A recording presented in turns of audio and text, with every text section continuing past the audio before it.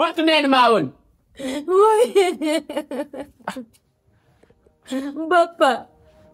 Bapa. Bapa. Bapa. Jesu sa memi la no panto to majoni. Anko hakke ko hakke nene ma wonda hettude do. Yewto maɗum. Kono mbiran waɗi on bappa. Onon mbiran. Fewno konno wiyantelan. Koto a wurno. Ala ko mi yewtari. Nene ma ja. Mi inni hande ange koto angido weldi do. Accu fi Allah wata yawolande. Accu fi Allah jonne tan teddungal ngal. Min ko mi miña modi maɗa o jaɓari. Ɗum non feƴƴi koto a waali maayi. Mi yilti kadi mi wi mi ronaymo. O wiimi o waɗata ɗum ɗon o ƴettirimi min ko mi jiibe. O wowlimi konguɗi ɗo no faɗɗi kongol ngol ɗo sunnari lam. No faɗɗi haalawol ngol ɗo wowlari lam mi nani mi jaɓi. Hannden kadi nino jiidi ndi no wayno. Hino jiidi ndi no wayno sikku hino gite ɗen jaɓanoma neeɓi. Ko welayno hande ala gite ala koyɗe ala. Papa. Hey, wanɗum wayi. Allah muyani ɗum. Wanɗum wayi. Ɗan andi ko monani ɗon kombiran. Mais andi to. Wo aske mane o mayde mane woppatama. Si a wolni lan ɗum mi bantotoma joni si a woli. Bappa. Biran kadi. Ko fiyolu me inni esiraɓe yagal ngal yewno hakkunde mo. An andi ko fiyolu. Falaka esiraɓe yagal fus. Joni falaka mi falƴitaka. Joni ronade nden naforse. Ɓe falaka wono ibi ko babe ngal feƴƴini. O ndi ɓe fala wonirdude. Joni non. Ha. Boro. Joni yo woni ɗo. Kadi ɗum no nasagwa. Sikku. Sagwa min kadi hande. Sikku. No goreɓe amɓe woni fittorade ɗum ko saare min kadara ko non min kadara mi wayi. Sikku bemma mayi no wuɗino hande. En fof hande ko wonda ɗo ala yitere. Hakke on ko waɗi ko min kadi nasagwa ko ɗum turni ɗo. Min kadi nasagwa mbira nono ɗaɓɓude lekki. Sina ɗum ronugol tagaɗo ɗum na ellano. Koto am mayi accumi rone. Ɗum esse ko ella accumi rone mi danko ɓiɓɓe maɓe. Accumi rene mi jogo ko koto acci ko. Ɗum na gere no. Meri mi san fuu mi sali. Mi woniray ni. C'est grave on zo. C'est grave. Are ɓe yiɗa on. C'est grave. Bappa mi ala leefi. C'est grave. Bappa.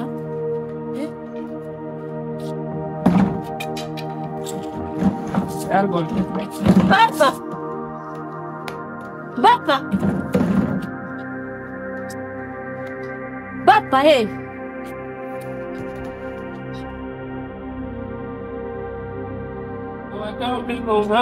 Wawata wolugol ala sina mi weltike a juwirila moƴƴere yo Allah juwire moƴƴere par ce que ko waɗuɗa ko ɗo mi sikkano ko o leerɗo waɗaynoɗa.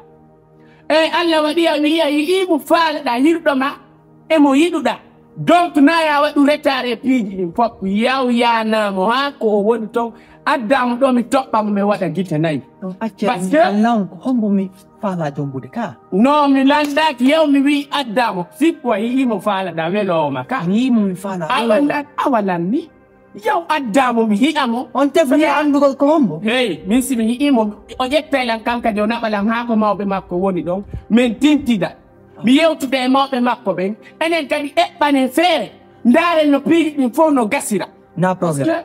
Hande so yii ɗum ɗon fota wadde ko fiimo sago am kala ko wiyata on mi waɗay. Voilà min kadi dow so tawi tun a yawnori ɗum ɗo wallahi barki ko wonɗa dowude ko haɗa e heeɓi haɗa e heeɓi en. Min ko mi wiyatama ta neeɓi ɗum ta saatu hay yaham yahu kisan waɗay woni ƴettam mi adda jiwon inchallahu tintido. Voilà mi yaha mi yiidoya e mawɓe makko ɓen hiɗa anndi koko hawjira donc kala ko woni corku heɓike ko yawaɗi paja yiite nde huɓɓa hen e nani so tawi ɗo nder maɗa faalayo jaggo ko ɗum waɗata tinno de min miɗo hawjirigoy hiɗa anndi fof kadi hiɗen eɓɓiɗi fof hiɗen heɓɓiɗi donc wata waɗu retard awa a jarama fota min kadi ko ɗum ɗo welatalan si woni e waɗi aade hakkude men sago an mi yiɗa nennoroɗa mi yiɗa ronka waɗude sago an ko haldigal ngal ko ɗum ɗon waɗete haddi gangal sagwan ko ɗum ɗon jogete nani yaw kisan Allah waɗi a fodilan a hollaylan mo yiɗuɗa o a waɗiri noon wallahi Allah waɗi barki e maɗa mi torike Allah mi fattanike ma Allah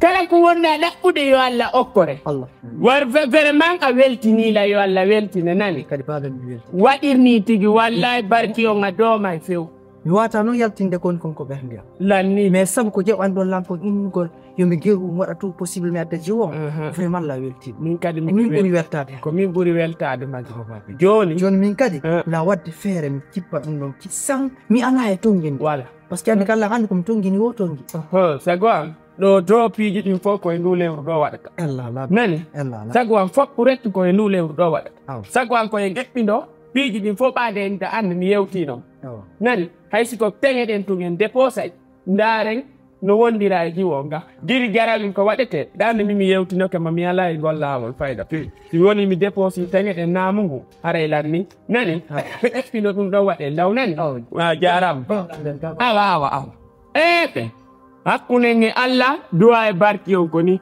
ko ɗum gorko wakkiloto si a wakkilaki a jiiɓay mone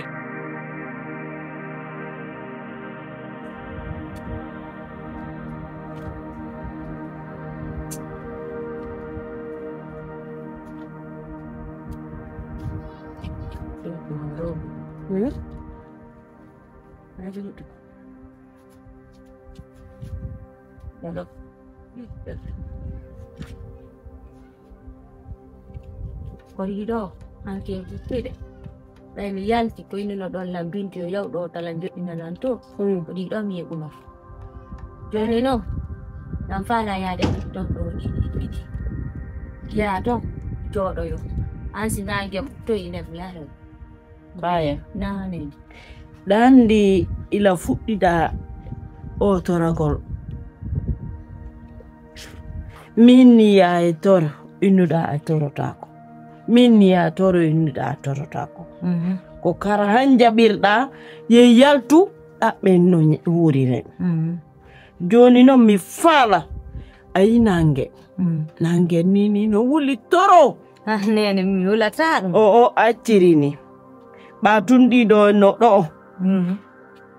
waɗay futti hande e gosi ɓaɗa hiɗi gosi waɗen gosi ñamen ha haren dow waloɗen fotoɗa dogo baba dari addanejo peng hariɗa wawa poorere hande a ɓawli mer accirni nene akke fi hande a fokkita nene simi yaali moƴƴa akke ono wona ɗon en hande ko suudu wodi ko ñamen no woodi kono ɗum ɗo ko seeɗa ni ɓeyditen ɗum ɗo seeɗa ɗo si jooɗike ɗo han ɗum ɗo kadi lanni wona no yeye kadi dépense ɗuuɗuɗo fi Allah nene aro monaki on nani no lanɗo awa aro monaki mayna ɓollanɗa joɗɗi noon la rewro ɗon ko maaki falaka yayaw few mi falaka yayaw acco yiltoɗa fi Allah wotana bijo yilto nene yam acce mi yaa nene yaaden noon yaadoro noon ko maakiti ko arsigol no gasara e arsike on kadi ari on nani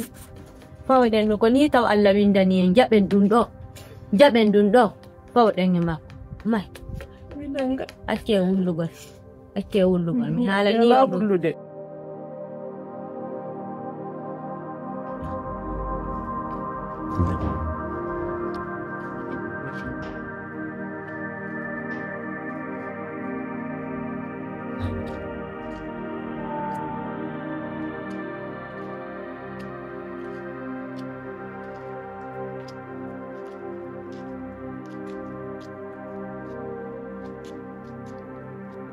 Babe.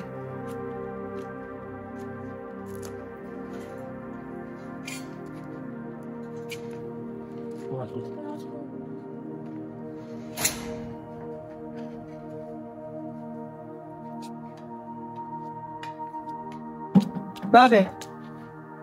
Nanda kan metan kohon to beya. Hotel le, komen ido haltuno. Yami adde yido. Enggak sare. Sabo mi dat sudah lakin derta. Bye.